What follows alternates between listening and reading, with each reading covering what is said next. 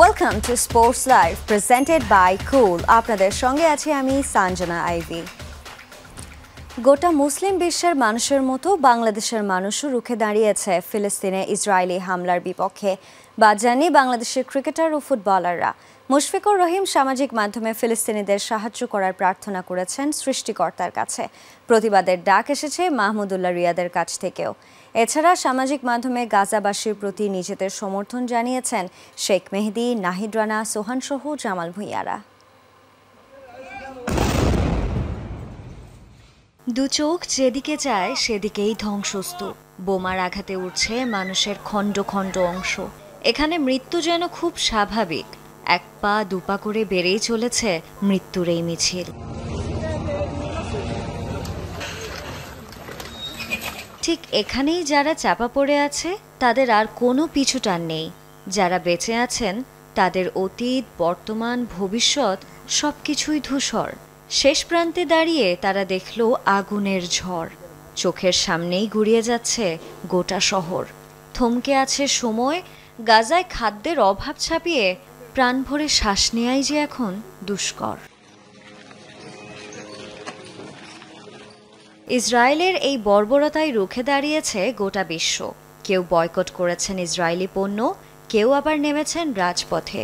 মুসলিম বিশ্বগুলোর সাথে একযোগে সামাজিক মাধ্যমে আওয়াজ তুলেছেন অনেকেই। বাদ যাননি বাংলাদেশের খেলোয়াড়রাও। মুশফিকুর রহিম লিখেছেন, হে আল্লাহ, আপনি গাজাবাসীকে শক্তি দিন, সাহস দিন, তাদের সাহায্য করুন। শেখ মেহেদী হাসান লিখেছেন, গাজা আজকেই শেষ হবে না। যতদিন পৃথিবী আছে ততদিন গাজা ও ফিলিস্তিন আছে, কারণ এটি পবিত্র কোরআনের ওয়াদা। এই নিষ্ঠুরতার দায় আমাদের সবার। একদিন আমাদের সবাইকে ইতিহাসের কক্ষে দাঁড়াতে হবে। ফেসবুকে এমনটাই লিখেছেন পেসার নাহিদ রানা। স্ট্যাটাস দিয়ে গাজাবাসীর পাশে দাঁড়িয়েছেন আরেক ক্রিকেটার তানজিম হাসান সাকিবও। নুরুল হাসান সোহান লিখেছেন, ফিলিস্তিন মুক্তি না পাওয়া পর্যন্ত আমাদের স্বাধীনতা থাকবে অপূর্ণ। তোমরা সবসময় আমাদের হৃদয়ে ও মনে আছো। অনেক দোয়া রইল, অতি শীঘ্রই ভালো দিন আসুক, লিখেছেন বাংলাদেশের ফুটবলার জামাল ভূঁইয়া। প্রতিবাদের ডাক এসেছে মাহমুদুল্লাহ রিয়াদের কাছ থেকেও। আগামী 12 এপ্রিল শাহবাগ থেকে মানিক মিয়া অ্যাভিনিউ পর্যন্ত মার্চ ফর গাজা শিরোনামে একটি কর্মসূচি আয়োজন করার কথা বলেছেন তিনি। আগামী 12 এপ্রিল শনিবার বিকেল 3টায় শাহবাগ থেকে মানিক মিয়া অ্যাভিনিউ অভিমুখে মার্চ ফর গাজা শিরোনামে একটি কর্মসূচি আয়োজিত হতে যাচ্ছে।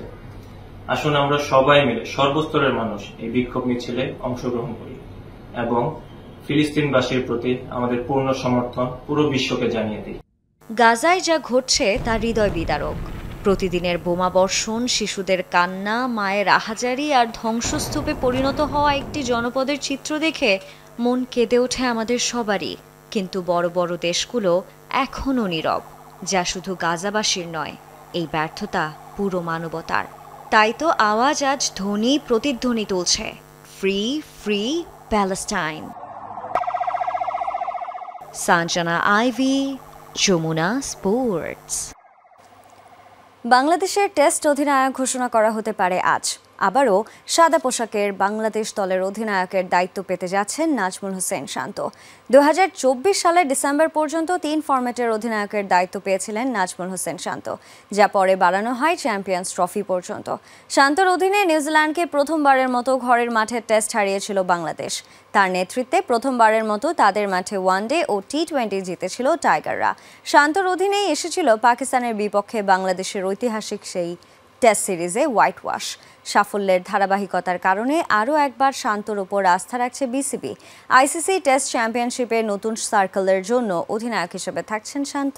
পাশাপাশি দ্রুতই ঘোষণা করা হবে জিম্বাবুয়ে সিরিজের টেস্ট দল।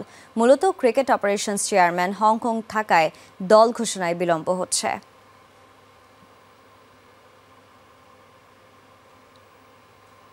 সব ঠিক থাকলে টাইগারদের নতুন বোলিং কোচ হতে যাচ্ছেন শন টেইট।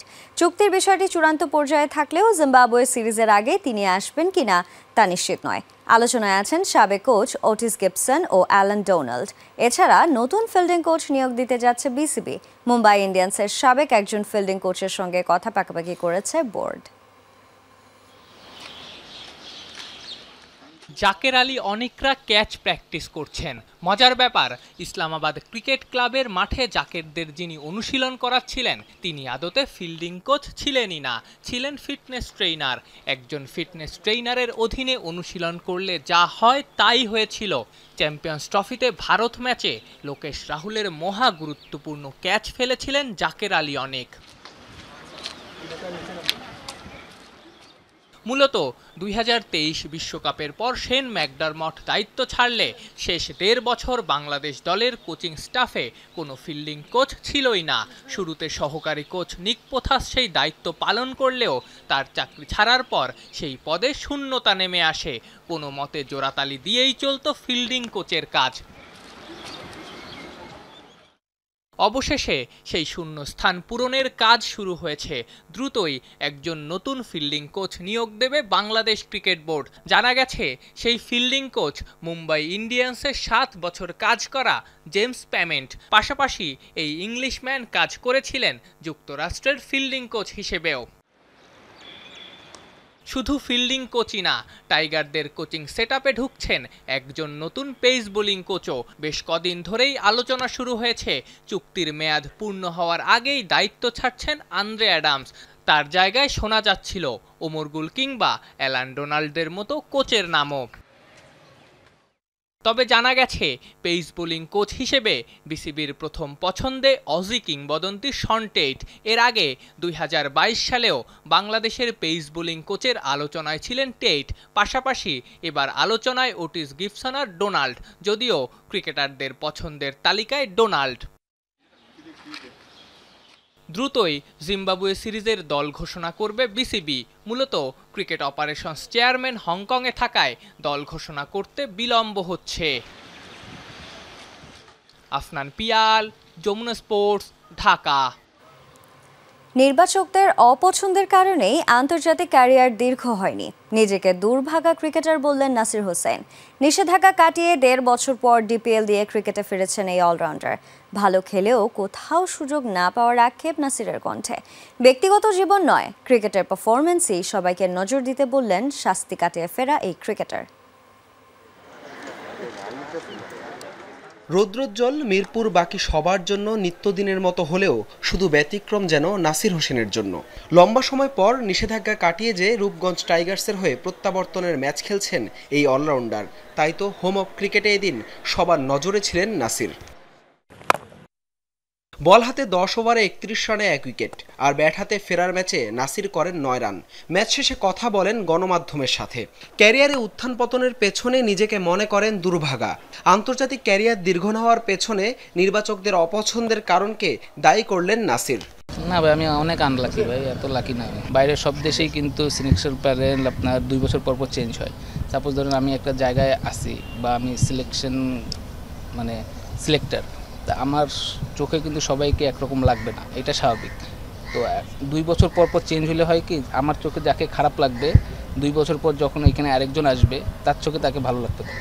তা আপনি যদি এখন ৯-১০ বছর ধরে যদি একই জায়গায় থাকেন, আমি যদি যারে পছন্দ করব না তার তো ক্যারিয়ারই শেষ হয়ে গেল অলমোস্ট। তা আমি মনে করি যে আমার ক্ষেত্রে এই জিনিসটা হয়েছে। মাঠে ও মাঠের বাইরে শৃঙ্খলাজনিত কারণে বেশ কয়েকবার গণমাধ্যমে শিরোনাম হয়েছেন নাসির। ব্যক্তিগত জীবনের কর্মকাণ্ড নিয়ে আলোচনা না করে শুধু মাঠের পারফরমেন্স নিয়ে কথা বলতে বললেন ৩৩ বছর বয়সী এই ক্রিকেটার।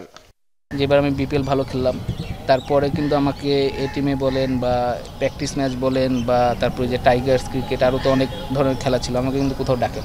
আমার খেলাধুলা নিয়ে তো কোনো কমপ্লেন ছিল না, না আমি ইনডিসিপ্লিন ছিলাম, না আমি খেলাধুলায় ফাঁকি মারছি, এরকম তো কোনো কিছু ছিল না। আমার লাইফ ভাই আমি কীভাবে লিড করি সেটা হচ্ছে আমার ব্যাপার। আমার লাইফ তো আপনারা বলে দেবেন না আমি এইভাবে লিড করবো, আপনি শুধু দেখবেন আমি মাঠে কেমন আছি। এটা যেহেতু আমি ক্রিকেট প্লেয়ার, আমি মাঠে কেমন আছি আপনি এটা দেখবেন। যদি আমার মাঠে ক্রিকেটের যদি কোনো কিছু খারাপ হয়ে থাকে তখন আপনারা বলতে পারেন, তারকম আমার হইলে কিছু নাই ভাই। না খায় থাকলে কেউ আপনারা এসে আমাকে বলবেন না যে ভাই খান। ২০২১ সালে আবুধাবি টি10 লিগে পুনে ডেভিলসের হয়ে অধিনায়কত্ব করেছিলেন নাসির। সেবার খেলার সময় একটি আইফোন উপহার পেয়েছিলেন তিনি। তাতেই নাসিরের বিরুদ্ধে আমিরাত ক্রিকেট বোর্ডের দুর্নীতি বিরোধী নীতিমালার ৩টি আইন ভঙ্গের অভিযোগ আনা হয়। এরপর ২০২৩ সালের সেপ্টেম্বরে ৬ মাসের স্থগিত নিষেধাজ্ঞা সহ ২ বছরের জন্য সব ধরনের ক্রিকেটে নিষিদ্ধ হন নাসির। ১.৫ বছর বাইরে ছিলাম, বিন্দাস ছিলাম, খেলা মিস করছি ঠিক আছে, বাট ফ্যামিলির সাথে ছিলাম, ভালো ছিলাম।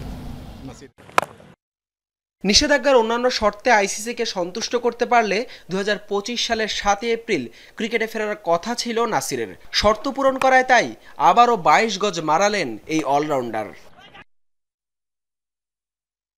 হাসান আল মারুফ, যমুনা স্পোর্টস, ঢাকা। এবারে ডিপিএল এর খবর। মিরপুরে গাজী গ্রুপ ক্রিকেটকে 8 উইকেটে হারিয়েছে রূপগঞ্জ টাইগার্স। বিকেএসপিতে তানজিদ তামিমের ঝোড়ো সেঞ্চুরির দিনে পার্টেক্সকে 10 উইকেটের বিশাল ব্যবধানে হারিয়েছে লেজেন্ডস অফ রূপগঞ্জ। আরেক খেলায় ব্রাদার্স ইউনিয়নের বিপক্ষে 4 উইকেটের জয় পেয়েছে অগ্রণী ব্যাংক ক্রিকেট ক্লাব। 22 গজে নাসির হোসেনের প্রত্যাবর্তনের ম্যাচে মিরপুরে গাজী গ্রুপকে 8 উইকেটে হারিয়েছে রূপগঞ্জ টাইগার্স। আগে ব্যাট করতে নেমে রূপগঞ্জের বোলিং নৈপুণ্যে মাত্র 159 রানেই গুড়িয়ে যায় গাজীর ইনিংস। ফেরার ম্যাচে নাসির নেন 1 উইকেট। জবাবে সহজ লক্ষ্য তাড়া করতে নেমে ওপেনিংয়ে 138 রানের জুটি গড়েন অমিত মজুমদার ও আব্দুল মজিদ। 53 রানে মজিদ ও 76 রানে অমিত ফিরলেও 8 উইকেটের সহজ জয় নিয়ে মাঠ ছাড়ে রূপগঞ্জ। এই জয়ে 5 পয়েন্ট নিয়ে টেবিলে 9 থাকা রূপগঞ্জ রেলিগেশন থেকে অনেকটাই সুবিধাজনক অবস্থায় আছে। অপরদিকে হারলেও 12 পয়েন্ট নিয়ে সুপার 6-এ শক্ত অবস্থানে গাজী গ্রুপ। অপরদিকে বিকেএসপিতে লিজেন্ডস অফ রূপগঞ্জের সামনে মাত্র 129 রানে থামে পার্টেক্সের ইনিংস। সহজ লক্ষ্য তাড়া করতে নেমে তানজিদ তামিমের 59 বলে 103 রানের তাণ্ডবে কোনো উইকেট না হারিয়েই জয়ের বন্দরে পৌঁছে যায় লিজেন্ডস অফ রূপগঞ্জ।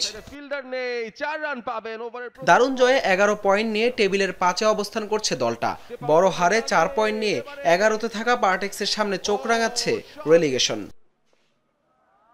এদিকে বিকেএসপিতে আরেক ম্যাচে ব্রাদার্স ইউনিয়নকে 4 উইকেটে হারিয়েছে অগ্রণী ব্যাংক ক্রিকেট ক্লাব। আগে ব্যাট করতে নেমে অলোক কাপালের 50-তে নির্ধারিত ওভারে 9 উইকেটে 238 রান সংগ্রহ করে ব্রাদার্স। 4 উইকেট শিকার করেন তাইবুর রহমান। জবাবে শুভাগত হোমের অপরাজিত 45 রানে 8 বল বাকি থাকতে 6 উইকেট হারিয়ে লক্ষ্যে পৌঁছে যায় অগ্রণী ব্যাংক। এই জয়ে 12 পয়েন্ট নিয়ে টেবিলের 4-এ উঠে এলো অগ্রণী ব্যাংক ক্রিকেট ক্লাব। অপরদিকে মাত্র 5 পয়েন্ট নিয়ে 10-এ থাকা ব্রাদার্স ইউনিয়নের সামনে শঙ্কা রেলিগেশনের। বোলাররা অনেকটাই চেপে। হাসান আল মারুফ, যমুনা স্পোর্টস, ঢাকা। লাহোর কালান্দার্সের হয়ে পাকিস্তান সুপার লিগ খেলতে দেশ ছেড়েছেন রিশাদ হোসেন। পিএসএল উপভোগ করতে চান, ভালো করে দেশের পতাকা আরও উঁচুতে ওঠাতে চান। মুখে আছেন লাহোর হেড কোচ বাংলাদেশ দলের সাবেক কোচ রাসেল ডোমিঙ্গোর অধীনে কাজ করার জন্য। সব লড়াই যুদ্ধ তো লাল সবুজেই পতাকাকে জলজল করে উড়তে দেখার জন্যই। ক্রিকেটেও গল্পটা বদলায় না। রিশাদ হোসেইনরা যখন ক্রিকেট খেলেন জেতেন, রিশাদদের সঙ্গে তো বাংলাদেশ যেতে লাল সবুজেই পতাকাও। সেই পতাকাকে আরও উঁচুতে ওঠাতে লাহোর কালান্দার্সের হয়ে পাকিস্তান সুপার লিগ খেলতে দেশ ছেড়েছেন রিশাদ। একবার ভাবুন তো, লাহোরের 22 গজে টাইগার লেগ স্পিনার ঘূর্ণি জাদু দেখাবেন, দর্শকরা রিশাদ রিশাদ বলে চিৎকার করবে। রিশাদের সাথে সেদিন তো বাংলাদেশও জিতবে। পিএসএল তাই রিশাদের জন্য দেশের পতাকা আরও উঁচুতে ওঠানোর মিশন। দেশের নামটা নিশ্চয়ই আপনি চাইবেন যে ওইখানটায়। অবশ্যই ইনশাল্লাহ সবাই দোয়া করবেন, দেশবাসী সবাই দোয়া করবেন, আমি ইনশাল্লাহ চেষ্টা করবো ভালো দিতে। আপাতত কোনো প্ল্যান করি না, আপাতত যাই এনজয় করি, দেখা যাক খেলা শুরু হলে ইনশাল্লাহ প্ল্যান করবো। লাহোর কালান্দার্সের হেড কোচ বাংলাদেশের সাবেক কোচ রাসেল ডমিঙ্গোর অধীনে বেশ কয়েকবার জাতীয় দলের ক্যাম্প করেছেন রিশাদ। পুরনো গুরুর সঙ্গে তাই নতুন করে কাজ করতে মুখিয়ে টাইগার স্টার বয়। ভালো লাগা কাজ করতেছে। আগে একটু কথাবার্তা হয়েছিল বা কাজ করছিলাম, তো ভালো লাগবে ইনশাল্লাহ। কথা হয়েছে। 11 এপ্রিল থেকে শুরু হচ্ছে পাকিস্তান সুপার লিগের এবারের আসর। উদ্বোধনী ম্যাচেই খেলবে রিশাদের লাহোর কালান্দার্স। পরদিন ভিন্ন ভিন্ন ম্যাচে মাঠে নামবে নাহিদ রানার পেশোয়ার জালমিয়ার, লিটন দাসের করাচি কিংস। যদিও রানা যোগ দেবেন টুর্নামেন্টের মাঝামাঝিতে, লিটন যাবেন মঙ্গলবার। আফনান পিয়াল, যমুনা স্পোর্টস, ঢাকা। সময় হলো একটি স্ট্র্যাটেজিক টাইম আউটের, so stay connected. Head coach Peter বাটলারের অধীনে মঙ্গলবার থেকে অনুশীলন শুরু করেছে বিদ্রোহী 14 নারী ফুটবলার। সাবিনা, মনিকা, ঋতুপর্ণা ও সুমাইয়া ভুটানে লিগ খেলতে যাওয়ায় ক্যাম্পে পাওয়া যাচ্ছে না তাদের। বিষয়টি নিশ্চিত করেছেন বাফুফের নারী উইংয়ের চেয়ারম্যান মাহফুজা আক্তার কিরণ।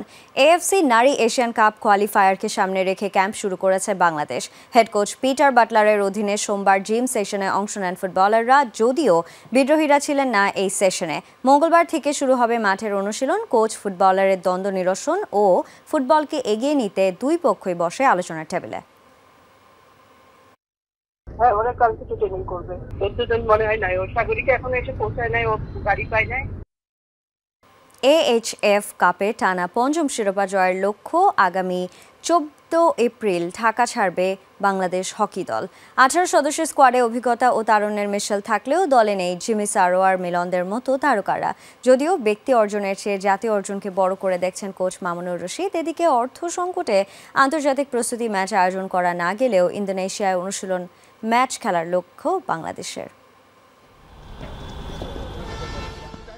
AHF কাপ হকির জন্য নিবিড় অনুশীলনে ব্যস্ত বাংলাদেশ দল।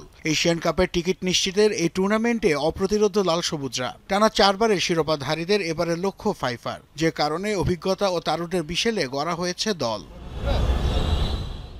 14 এপ্রিল ইন্দোনেশিয়ার উদ্দেশ্যে 18 সদস্যের দল নিয়ে ঢাকা ছাড়বে বাংলাদেশ। শিরোপা ধরে রাখার মিশনে লাল সবুজদের এই বহরে জায়গা হয়নি রাসেল মাহমুদ জিমির, আর প্রাথমিক স্কোয়াড থেকে বাদ পড়েন সারোয়ার হোসেন ও মিলন হোসেন। যদিও হকি দলের কোচ মামুনুর রশিদ বলছেন ভিন্ন কথা। নিজের ব্যক্তিগত অ্যাচিভমেন্ট বাদ দিয়ে টিমের অ্যাচিভমেন্টের উপর ফোকাস করা উচিত এবং দেখা উচিত যে টিম আমার দ্বারা কতখানি কন্ট্রিবিউশন পাচ্ছে এবং টিম আমার দ্বারা কতখানি উপকৃত হচ্ছে এবং রেজাল্ট ইন্টারন্যাশনাল লেভেলে কতখানি বাংলাদেশ টিম ভালো পারফর্ম করছে, এটাই বিষয় ইম্পর্টেন্ট। হকি একটি টিম গেম, এখানে ইন্ডিভিজুয়াল প্লেয়ারকে গুরুত্ব দেওয়ার কোনো সুযোগ নাই। প্রথমবারের মতো জাতীয় দলে ডাক পেয়ে উচ্ছ্বসিত মিডফিল্ডার আবেদ উদ্দিন। পাশাপাশি প্রথমবারের মতো লাল সবুজের নেতৃত্বের আর্মব্যান্ড থাকবে পুষ্কর খিসার বাহুতে। তবে একমাত্র বিমান বাহিনী ছাড়া কোনো দলের সাথে প্রস্তুতি ম্যাচ খেলার সুযোগ পায়নি বাংলাদেশ। লম্বা সময়ের প্রস্তুতি ক্যাম্পের পাশাপাশি কিছু বিদেশি দলের সাথে ম্যাচ খেলার সুযোগ পেলে নিজেদের ঘাটতি সম্পর্কে অবগত হওয়া যেত বলে দাবি করেন তারা। প্রেশার অবশ্যই থাকবে, কিন্তু আমরা প্র্যাকটিস ম্যাচ খেলেছি বাংলাদেশে এয়ারফোর্স টিমের সাথে, আর বাহিরে স্যাররা অ্যারেঞ্জ করার ট্রাই করতেছে। আমরা টুর্নামেন্টের আগে হয়তো 1-2টা ম্যাচ খেলতে পারবো, আর অবশ্যই বাইরের আগে প্র্যাকটিস ম্যাচ খেলে আমাদের জন্য ভালো হতো, কিন্তু আমরা ঠিক আছে, চলবে। আমরা এবারও আমরা চ্যাম্পিয়ন হওয়ার লক্ষ্যে যাব। তো অনেক কিছু হয়তো আমাদের কাছে ছিল না, যেমন প্র্যাকটিস ম্যাচ ছিল না, হয়তো আরও প্রস্তুতি ভালো হতো যদি প্র্যাকটিস ম্যাচ খেলতে পারতাম আমরা। তো আমরা বাংলাদেশ এয়ারফোর্সের সাথে আমরা প্র্যাকটিস ম্যাচ খেলেছি 2-3টা। তো আশা করি এটা টুর্নামেন্টের জন্য আমরা একটা ভালো প্রস্তুতি হিসেবে নিব। আন্তর্জাতিক প্রস্তুতি ম্যাচ আয়োজন কিংবা অন্যান্য সুযোগ সুবিধার ক্ষেত্রে অর্থ সংকট বড় বাধা হয়ে দাঁড়াচ্ছে হকি ফেডারেশনের সামনে। এই সমস্যা নিরসনে সরকারের পাশাপাশি সংশ্লিষ্ট সকলের সহযোগিতা কামনা করেন হকির সাধারণ সম্পাদক রিয়াজুল হাসান। যে কোনো খেলা আমরা যদি ওটাকে নিয়ে অগ্রসর হতে চাই বা ওটা ডেভেলপ করতে চাই, এটাতে একটা ডেভেলপমেন্ট প্রোগ্রাম করা লাগে এবং এই ডেভেলপমেন্ট প্রোগ্রাম করতে যেরকম স্পন্সরের সাহায্য লাগে এরকম সরকারেরও সাহায্য লাগে, কারণ এটা অনেক ডেভেলপমেন্ট প্রোগ্রামগুলি ঢাকার বাইরে করতে হবে, বিভিন্ন জায়গায় ঘুরে করতে হবে, যেসব জায়গায় হকি প্লেয়াররা আসে, যারা হকি খেলা হয়। হকির উন্নয়নে তৃণমূলকে গুরুত্ব দেওয়ার তাগিদ সাধারণ সম্পাদকের। পাশাপাশি বেশ কয়েকটি হকির মাঠ তৈরি করে সকলের অংশগ্রহণ নিশ্চিতে জোর দেন তিনি। নাসিফ শুভ, যমুনা স্পোর্টস, ঢাকা। আর এই ছিল আজকের স্পোর্টস লাইভে। এতক্ষণ সঙ্গে থাকার জন্য সবাইকে ধন্যবাদ। আল্লাহ হাফেজ।